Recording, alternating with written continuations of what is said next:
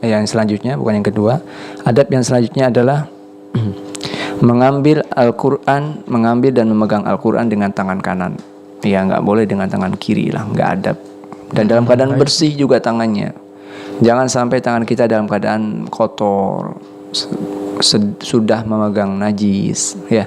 Itu nggak boleh, haram. Karena Al-Quran bukan buku biasa, bukan bacaan biasa. Al-Quran buku bacaan yang mulia. Kertas yang ada tulisan Al-Quran pun menjadi mulia. Kertas itu kan banyak ya. Baik. Ada kertas yang ditempelkan oleh gambar-gambar, ada kertas yang ditempelkan oleh tulisan-tulisan seperti di koran. Ada kertas yang di atasnya dituliskan tulisan-tulisan yang lain, ya. Baik. Nggak ada harganya, ya, biasa-biasa saja. Boleh kita injak, boleh kita jadikan alas sebagainya. Tapi kalau kertas itu dituliskan Al-Quran, maka kertas itu menjadi mulia. Maka jangan sampai kita memegang suatu yang mulia kecuali dalam keadaan bersihnya tangan kita. Ya, la yamassuhu illal mutahharun. Tidak memegang Al-Quran kecuali orang-orang yang suci, orang-orang yang bersih. Nah, itu ya. Jadi Jadi intinya memegang Al-Quran, membawa Al-Quran, ya, dengan tangan kanannya. Ketika mengambil dengan tangan kanan, dan awas pastikan tangan Anda dalam keadaan bersih. Bersih, ya. Kemudian tidak meletakkan Al-Quran di lantai. Ya, haruslah lebih tinggi daripada kaki kita lah. Pasti semua juga punya adab masing-masing. Nggak ada di antara kita itu membaca Al-Quran diletakkan di lantai, nggak ada, insya Allah ya. Semuanya insya Allah punya perasaan kok. Jadi nggak pantas banget kalau Al-Quran diletakkan di bawah. Bahkan kan kita refleks kalau Al-Quran jatuh itu kan refleks kita langsung, masya Allah, dicium itu Al-Quran, kemudian diletakkan di kepala kita. Itu saking kita takdimnya kepada Al-Quran. Kemudian berlanjutnya adalah tidak membuka lembaran kertas Al-Quran dengan jari tangan yang dibasahi oleh ludah. Ini banyak baca Al-Quran kok. Iya, benar baca Al-Qur'annya, tapi adabnya nggak pakai nih. Tetap nggak dapat pahala, kurang adab sama Al-Qur'an. Kalau itu yang dibaca adalah buku bacaan biasa, buku cerita, bolehlah membuka lembaran-lembaran Al-Qur'an dengan jari tangan yang dibasahi oleh ludah. Nggak apa-apa. Kalau misalkan buku-buku biasa, bukan buku-buku tentang agama, nggak apa-apa lah dibuka sambil gini. Ya, tapi kalau udah Al-Qur'an atau buku-buku agama, apalagi itu Al-Qur'an, gak boleh, gak adab. Gak ada, baik. Kami pernah menemukan dan sering menemukan, ya mudah-mudahan karena ketidaktahuannya Allah maafkan. Amin ya Rabbal. Ada di sebagian orang itu ya kalau baca Al-Quran itu masya Allah jarinya tuh dibasahi, mungkin supaya lebih mudah untuk membuka itu kan. Padahal gak mesti seperti itulah. Ada cara yang lainnya lebih mulia. Apakah mungkin dibasahi dengan minyak wangi atau apa, kan bisa yang lebih mulia. Yang namanya ludah itu kan gak pantas.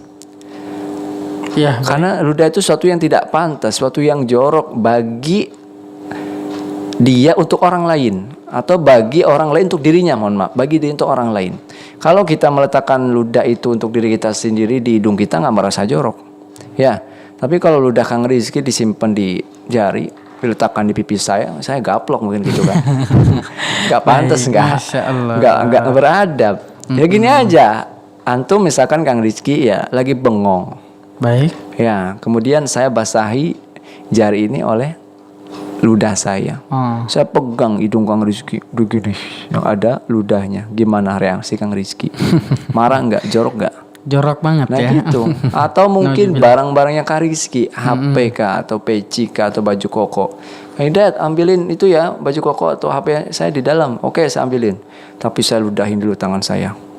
Kemudian pegang, kasih. Ini kok basah? Ini ludah saya. Gimana reaksi Kang Rizky? Dilap, dibersihin, bahkan mungkin cemplungin dulu kan. Itu dengan barang-barang milik pribadi saya sudah merasa jorok, yang nggak ada harganya. Apa sih HP kan gitu?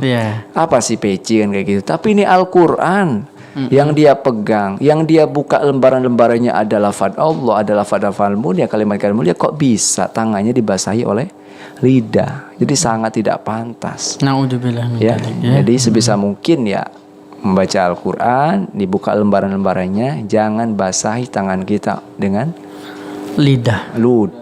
Ya, karena itu tidak beradab. Baik. Ya. Kemudian Kita ambil yang pentingnya saja ya. Membaca dengan menggunakan suara. Membaca dengan menggunakan suara. Iya. Dengan hati juga tanpa suara boleh, tapi yang lebih bagus adalah bersuara. Kang Rizky males baca Al-Quran misalkan, pakai suara boleh. Tapi awas, jujur. Maksudnya jujur kalau misalkan dengan suara itu 1 lembar itu sampai 5 menit. Baik. Ya jujur, ketika tidak bersuara hanya dalam hati juga ya 5 menit. 5 menit. Kan gitu.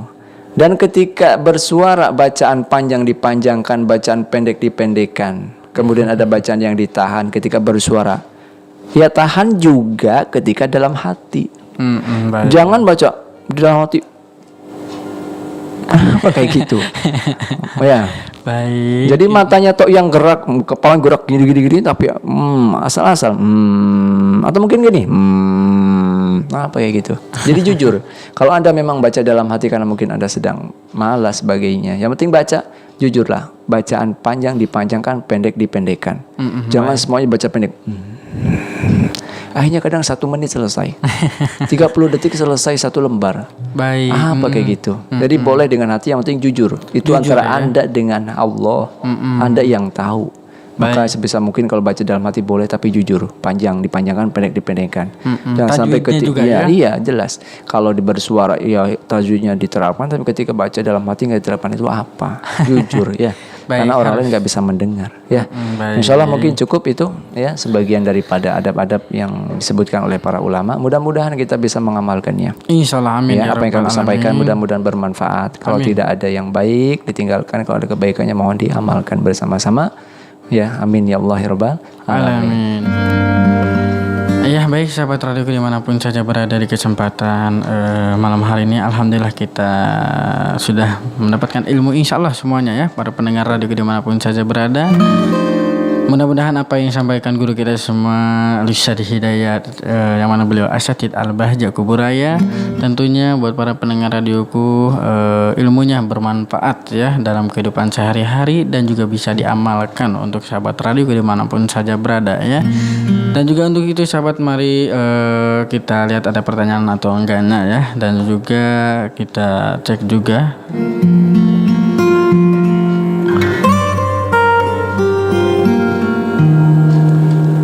Ya, mohon maaf juga ya di kesempatan malam hari ini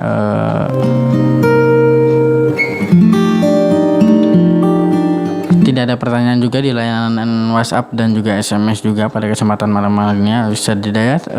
Mungkin kita akan kesimpulannya saja ya, dan setelah itu kita tutup dengan doa. Ustadz, silahkan untuk kelanjutannya. Baik ya, untuk kesimpulannya dalam membaca Al-Quran ya, tidak hanya kita pandai membaca Al-Quran, tapi yang namanya pandai juga perlu yang namanya adab dalam baca Al-Quran juga perlu dipelajari. Maka pesan kami bagi Anda seorang pengajar Al-Quran ya, apakah Anda di kalangan ustadz di kampung yang ngajari tetangga-tetangga Anda membaca Al-Quran, awas, ajari mereka juga adab tentang Al-Quran, adab dengan Al-Quran. Jangan sampai Anda sibuk ngajarin makhraj, memperbaiki makhraj, memperbaiki bacaan. Ya, teman semajlis Anda sebagai ustadz, Anda mengoreksi bacaan jamaah Anda sebagai ustadzah mengoreksi bacaan jamaah Anda, ini salah, itu salah. Panjang pendeknya dibenerin.